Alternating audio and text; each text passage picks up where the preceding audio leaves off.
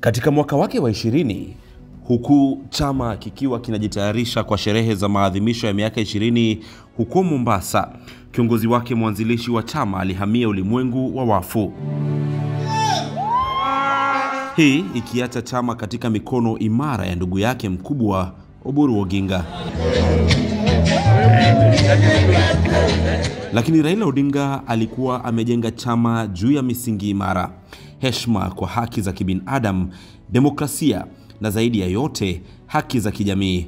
We have shown what strong political parties should be as institutions. Kabla ya kifo cha Raila Amolo Odinga tarehe 15 Oktoba mwaka 2025 katika hospitali huko Kerala, India, ugonjwa wake ulikuwa umesababisha sherehe za chama kuahirishwa kwa mwezi mmoja kutoka tarehe ya awali ya katikati ya Oktoba hadi katikati ya Novemba.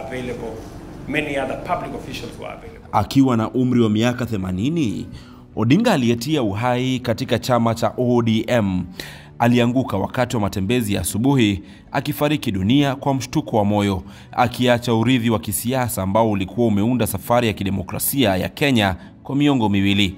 Naomba tafadhali tuendelee kusonga. Ujio wa maiti yake nyumbani ulikuwa wa kipekee.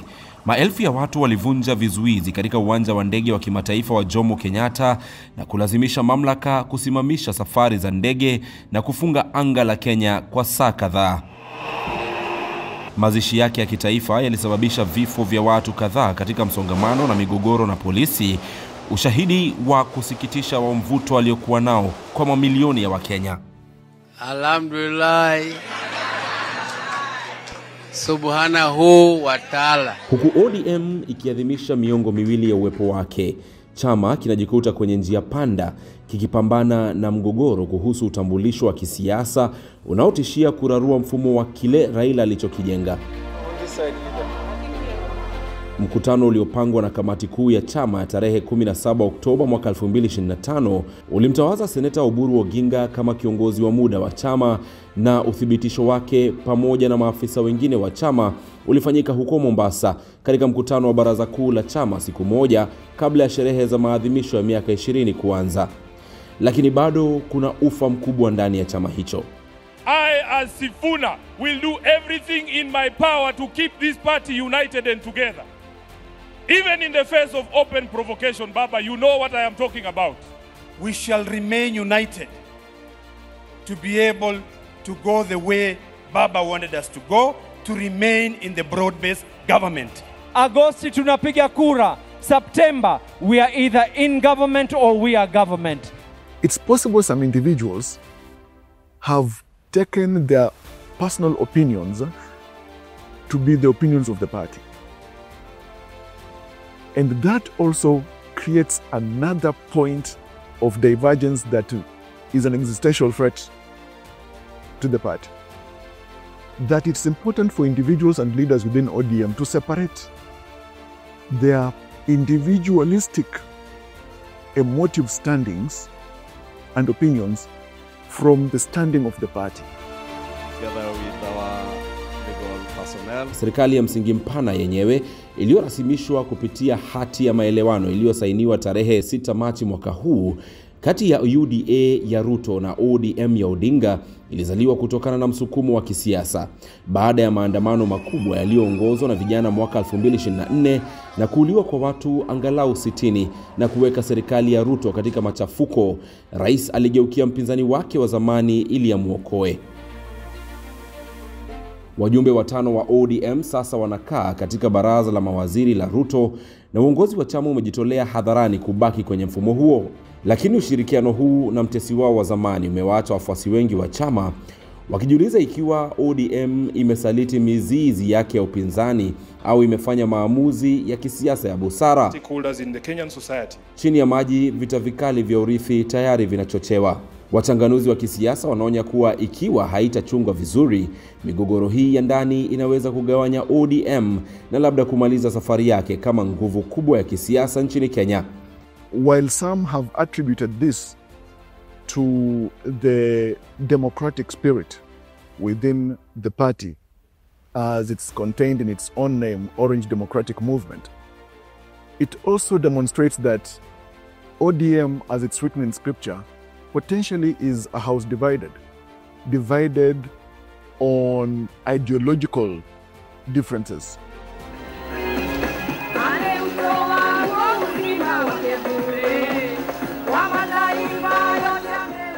Lakini ili kuelewa ilipo ODM leo hii, ni lazima kuangazia uanzisho wake Novemba 21 mwaka 2005, siku ambayo ingebadilisha mazingira ya kisiasa ya Kenya milele. Kura ya maoni ya katiba ambayo ilipiga pigo Rais Mwai Kibaki dhidi ya waziri wake wa barabara Raila Odinga ilikuwa zaidi ya kura kuhusu katiba iliyopendekezwa, ila ilikuwa kura ya maoni dhidi ya uongozi wa Mwai Kibaki.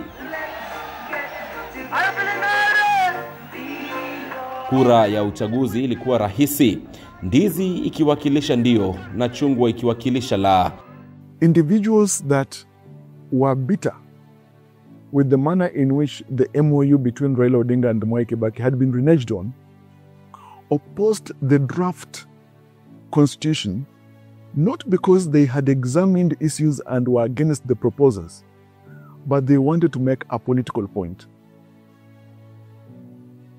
That the supremacy and even the power that drove Mwai Kibaki to office is still powerful and can threaten his presidency.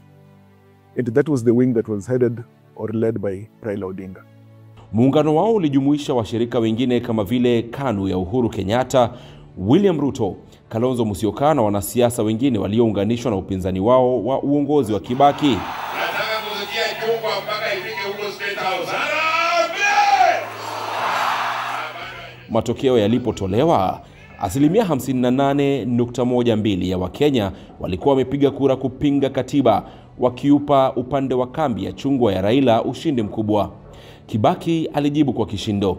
It has become necessary for me as the President of the Republic to reorganize my government to make it more cohesive and better able to serve the people of Kenya.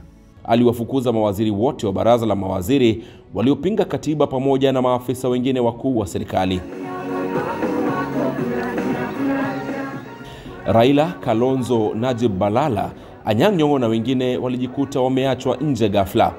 Lakini huku viongozi wa chungwa wakisherehekea ushindi wao wa kura ya maoni, mwanasheria Mugambi Manyara aliona fursa, akasajili haraka ODM kama chombo cha kisiasa na kulazimisha kambi ya Raila kukubali chama tofauti, ODM Kenya. Katika ODM Kenya, pamoja na Raila Odinga kulikuwa na wazito wengine wa kisiasa: Kalonzo Musyoka, William Ruto, Musalia Mudavadi, Najib Balala na Joseph Nyaga.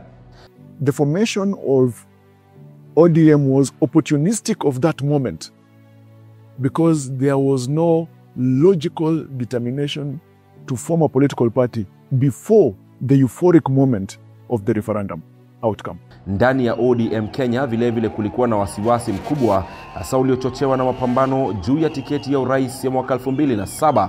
Ilipofika Agosti mwaka 2007, chama kilipasuka wakati Kalonzo Musyoka kupitia msaidizi wake seneta wa sasa wa Makueni Dan Maanzo alinyakua umiliki na kukimbia na cheti cha chama, akimwacha Raila mataani miezi michache tu kabla ya uchaguzi mkuu.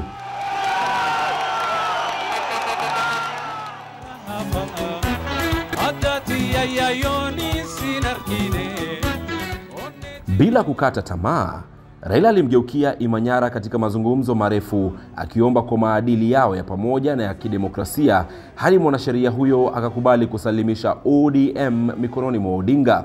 Odinga ambaye alibadilisha harakati ya kura ya maoni kuhusu katiba kuwa chama kikubwa cha upinzani ambacho kilirithi mwendo kasi, ishara na mamlaka ya mamilioni ya Wakenya ambao walikuwa wamekereka na dira ya Kibaki.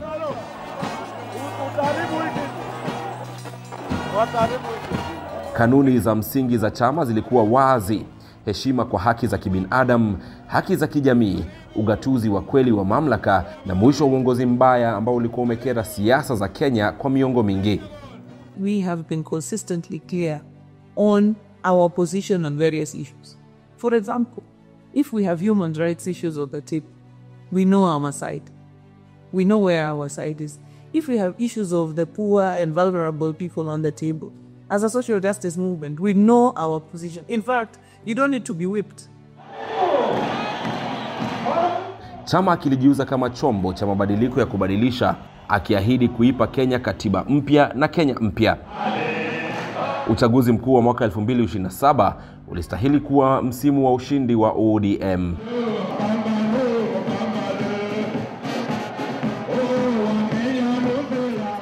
Raila Odinga aliongoza muungano wenye nguvu kali kwenye vita dhidi ya chama cha PNU chake Rais Mwai Kibaki. Matokeo ya awali yalionyesha kuwa ODM ilikuwa ikizoa kura kote nchini, lakini wakati tume ya uchaguzi ya Kenya ECK ilipotangaza Kibaki kuwa mshindi katika matangazo yaliyoshuhudia mfarakano KICC, ODM ilipiga kelele na kupinga vikali matokeo. We are announcing what we received. What we are requesting, Mr. Chairman, you know, we don't need to announce to you. We can announce to KBC. And those will be. Kile kilichofuata kilikuwa kiza kikubwa zaidi nchini Kenya tangu Kenya kupata uhuru. Kwa karibu miezi mitatu, taifa liliteketea. Katibu mkuu wa zamani wa UN Kofi Annan alifika kuongoza mapatanisho, akiongoza jopo la watu maarufu katika mazungumzo marefu kati ya PNU ya Kibaki na ODM ya Raila. Tarehe 28 Februari mwaka 2008, baada ya siku 41 za mazungumzo makali, makubaliano yaliafikiwa. Kenya ikawa taifa lenye serikali ya muungano. Kibaki akasalia kuwa rais, lakini Raila akawa waziri mkuu, nafasi iliyoundwa maalum ili kumaliza umwagikaji wa damu. The cabinet will consist of a president, vice president, prime minister, 2 deputy prime ministers and other ministers. The removal of a minister of the coalition will be subject to consultation. Ulikuwa ushindi wenye hisia mchanganyiko kwa wana ODM. Walikuwa wameshinda mamilioni ya kura, wamelipia gharama kupitia damu, lakini walilazimika kugawanya mamlaka na wale waliodai kuwa wamewaibia ushindi wao. Najua kuna wengine watasema tio mbona Raila amefanya hii, amekubali hii, lakini Kenya ni muhimu zaidi kushinda Raila au mtu mwingine. ODM iliafikia mafanikio yake makubwa zaidi miaka miwili baadaye kwa ushirikiano na Rais Kibaki. Katiba ya Kenya mwaka 2010 ambayo walikuwa wamepinga miaka michache awali. Na tunasema katiba ni sasa. Kama sio sasa, ni sasa hivi. Sema ndio. Sema katiba sasa. Mambo haya ni mambo wa Kenya wameuliza kwa muda wa miaka 20. Kwa nini sasa wakati tumekaribia kupata hiyo katiba tuitupe? Tukiwa sauti moja tutaweza kutimiza mambo haya. Hata wale bado kukubali ni ndugu zetu, si adui. Na kwa hivyo lazima tuwazungumzie. Kama chama cha mageuzi ndani ya serikali ya muungano, ODM iliongoza mchakato wa kuleta katiba mpya ambao ulikuwa mahitaji muhimu katika kura ya maoni ya mwaka 2005. Tarehe 4 Agosti mwaka 2010, asilimia 67 ya Wakenya walipiga kura kuidhinisha katiba mpya ambayo ilibadilisha kimsingi muundo wa utawala wa Kenya. Kupata katiba mpya ni mwanzo. Sasa ndio kazi inaanza. Katiba hiyo ikatoa ahadi nyingi zilizokuwa zimetolewa na ODM: ugatuzi wa kweli kupitia serikali ya 47 za kaunti, haki za kimsingi za kibinadamu, marekebisho ya idara ya mahakama na taratibu za kupambana na ufisadi. Wakati wa miaka ya serikali ya muungano, ODM iliafikia malengo muhimu licha ya kufanya kazi katika mazingira magumu ya kisiasa. Miradi ya miundombinu iliongezeka, uchumi uliimarika na msingi ya ugatuzi ikawekwa. Lakini mafanikio ya uchaguzi yaliendelea kuwa magumu kwa ODM. Ladies and gentlemen, that is the official unveiling of the... Mwaka 2013, Raila na Kalonzo Musyoka walisimama chini ya muungano wa mageuzi na demokrasia CORD, wakiahidi kuendelea kutekeleza katiba mpya.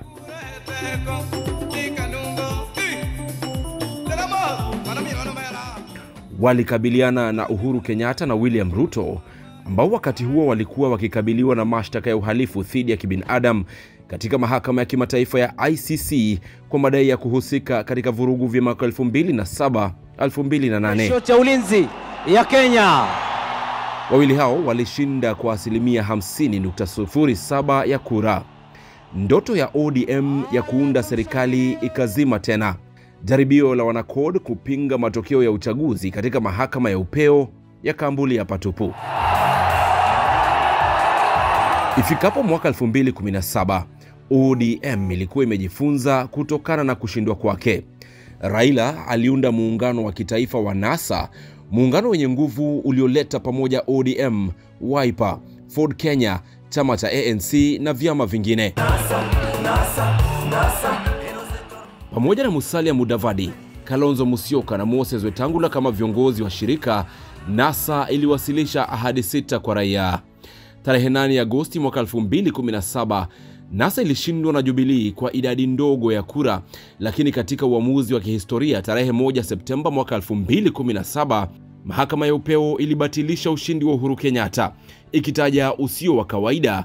Ilikuwa ni mara ya kwanza katika historia ya Afrika kwa mahakama kubatilisha uchaguzi wa rais aliye mamlakani. A declaration is hereby issued that the presidential election held on 8th August 2017 was not conducted in accordance with the Constitution and the applicable law, rendering the declared results invalid.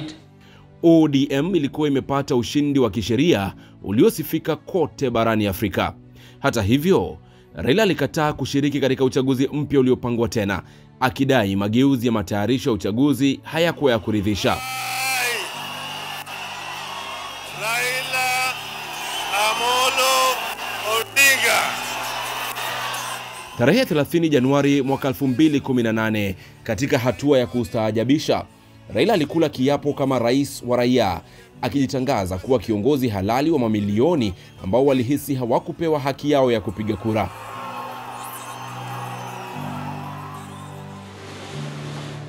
Tarehe 9 Machi mwaka 2018, Rais Uhuru Kenyatta na Raila Odinga walipokezana salamu za heri katika kile ambacho kiligeuka kuwa moja ya nyakati kali zaidi ya kisiasa nchini Kenya. Handisheki, kama ilivyojulikana, ilikomeza miezi ya mvutano wa kisiasa na upinzani uliotokana na uchaguzi wa mwaka 2017.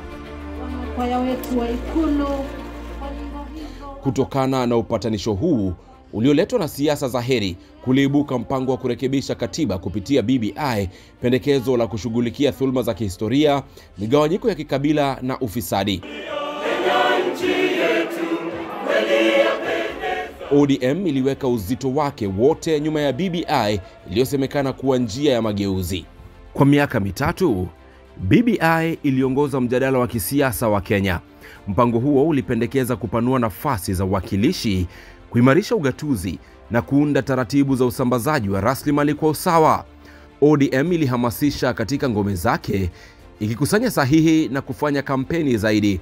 Lakini tarehe 13 Mei mwaka 2021, mahakama kuu ilipiga BBI pigo kubwa, ikitoa amri ya kuzuia na baadaye ikaamua mchakato mzima wa BBI ni kinyume cha katiba. ODM ikajipanga tena. Tarehe 9 Disemba mwaka 2021, katika uwanja wa kimataifa wa michezo wa Kasarani, Raila alizindua harakati ya Azimio la Umoja ili kuendesha jaribio lake la 5 kuwa rais wa Kenya. Uchaguzi wa mwaka 2022 ulishuhudia miungano isiyotarajiwa. Uhuru Kenyatta, mwana wa rais mwanzilishi wa Kenya, alimuunga mkono Raila, mpinzani wake wa zamani. Naibu rais wa wakati huo William Ruto, aliyesema alisalitiwa na bosi wake Uhuru Kenyatta, aliwania urais mwenyewe, japo alitajwa kuwa asiyekuwa na uzito.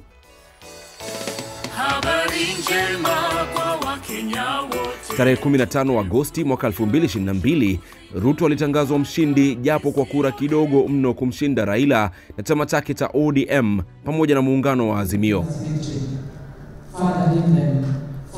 Azimio ikiongozwa na ODM ilishinda viti vingi katika bunge, lakini ilipoteza urais. Hii ilikuwa mara ya 5 na ya mwisho kwa Raila Odinga kushindwa katika kinyang'anyiro cha urais. Lakini chama kinapojivunia misingi mingi ya kidemokrasia, pia pamekuwa na nyakati za ghasia. Chama hicho kimekuwa chenye mapambano ya mamlaka ya ndani ambayo wakati mwingine yaligeuka kuwa yenye vurugu. Mnamo Oktoba mwaka 2014, mkurugenzi mtendaji wa wakati huo Margerer Langat alitolewa nje kwa nguvu kutoka kwa mkutano cha wabunge wa CORD katika jumba la Orange House na kikundi cha wajumbe wa bunge wa kaunti na wafuasi wa chama wenye hasira. Wakati huo Raila na Kalonzo Musyoka walikuwa wakitazama tu. Kikundi hicho kilimtendea Langat vibaya. Langat alijiuzulu kutoka chama mwezi uliofuata. Tukio hili la maafisa wa chama wakikabiliwa kwa fujo limeendelea kujitokeza tena na tena katika historia ya ODM, likionekana kama tabia mbaya chamani. And then ODM has been an opposition party, which means that you don't have government machinery to, restore peace at any given point. So, when a ruling party is having a meeting, for example, you will have GSU, police, all manner of people doing law and order. Kando na hayo, ODM inajivunia kuwa mojawapo ya vyama vikongwe zaidi nchini, kikiwa na uungwaji mkono mkubwa kutoka nchini kote kuliko chama kingine chochote kilichoko kwa sasa. Ibrahim Karanja, NTV.